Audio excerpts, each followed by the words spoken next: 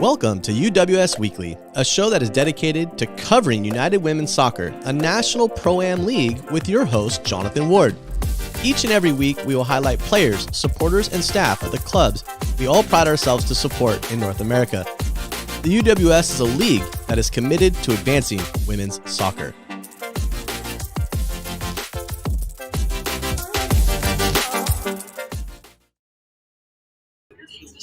All right, welcome back, everybody. We're live here from the Kansas City United Soccer Coaches Convention. I am happy to have the opportunity to talk to David Copeland-Smith from Beast Mode Soccer. David, thanks for taking the time to join me today, man. How you been? I'm good. Just presented, and now I'm here on Podcast Bro. You've been the man of the hour. I think you've hit maybe 3 or 4 shows in the last hour and a half, 45 minutes. It's the only time of year I feel popular, so I embrace it.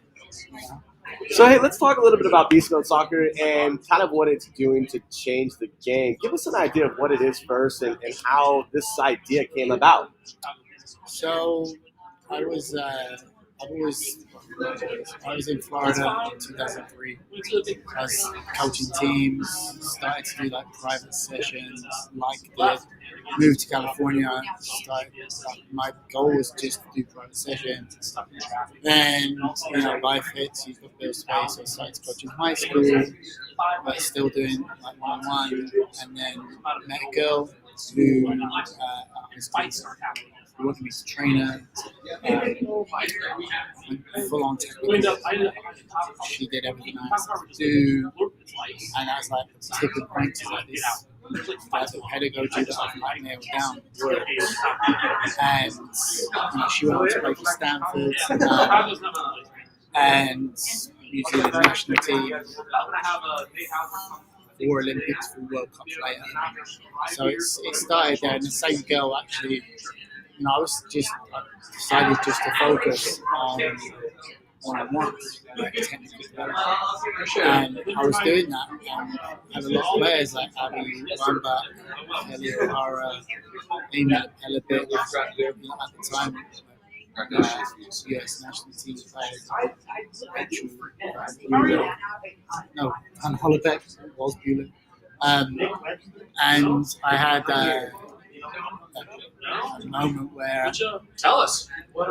that player, the first one, she played pro, so she came home one year and she's like, you need to grow up and start competing, stop just being dating soccer guy. So Nick Webster. I went from there to he's over that side. That's right. Where's he? At the other Cal South booth, right there. At the front, one right at the end. Welcome.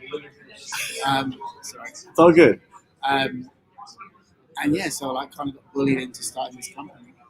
And it went from there. So, what I do is really focus on individual technical development from youth all the way through to World Cup winners. That's it. I've definitely found a benefit in it for my 7-year-old. He uses the program, and you can definitely tell there's a difference. I have to ask, with so many different forms or programs out there, what separates Beast Mode? Obviously, the name is synonymous with doing beast-like things, but what separates Beast Mode from other entities in the space? It works. My pedagogy works. It's proven to work. We use the same one with 7-year-olds that we do with, 2-time World Cup winners. And, all these other companies out there, I'm sure they're all great in their own way.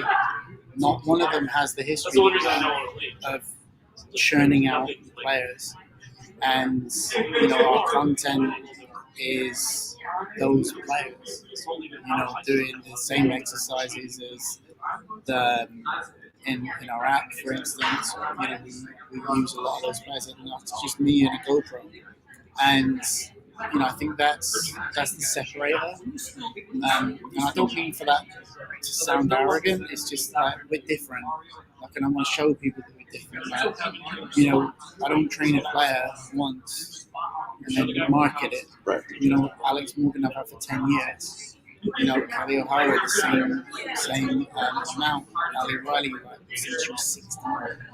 Like, now playing for the last 3 years, like, these players, like, they come and they do the work. It's not rocket science. Like, there's no magic behind it.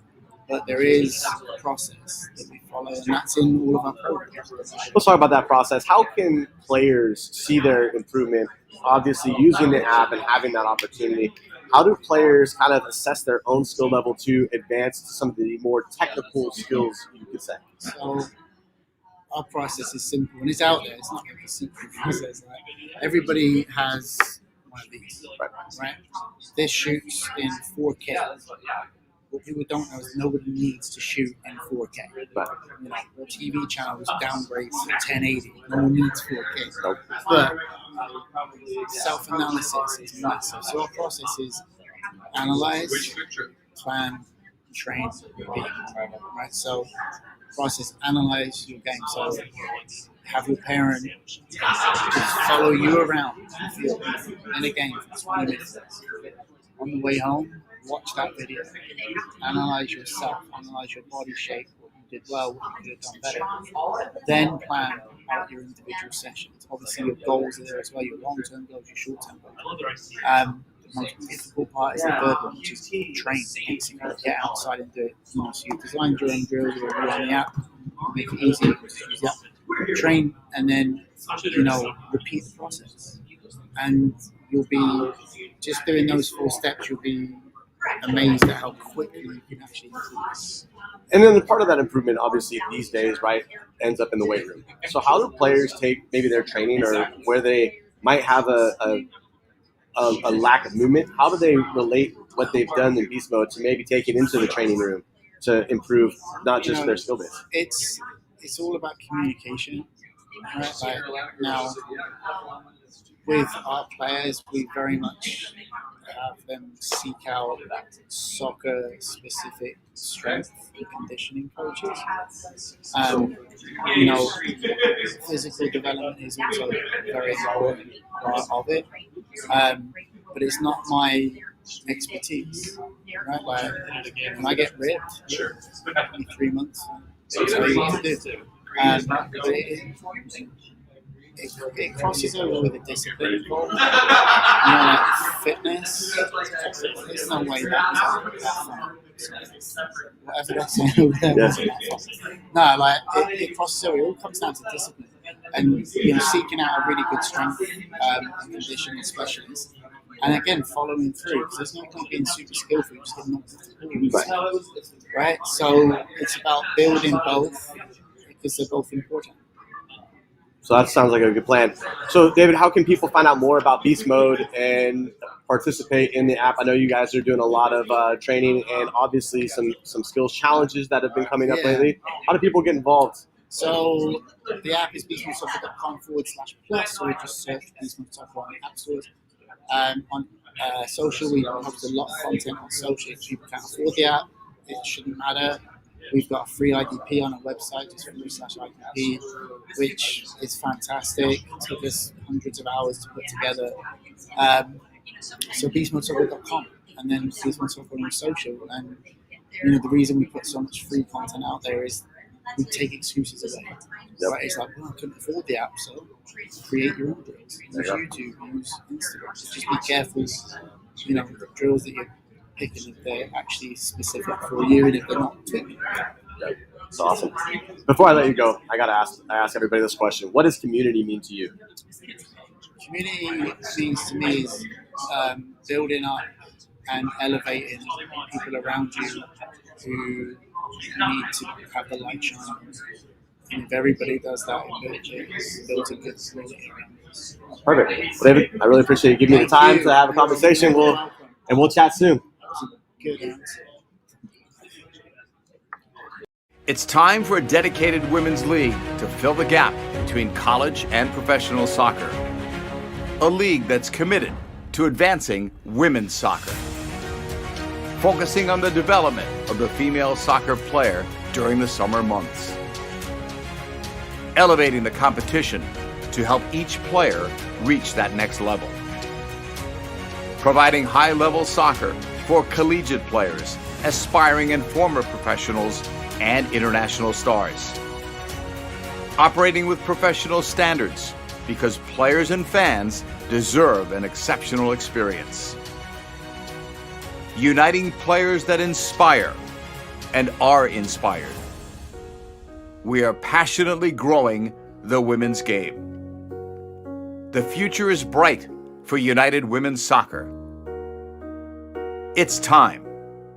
Be part of the movement. Was that Jaden Merritt? No, David Copeland-Smith with Beast Mode Soccer. Good, yeah. Sit down.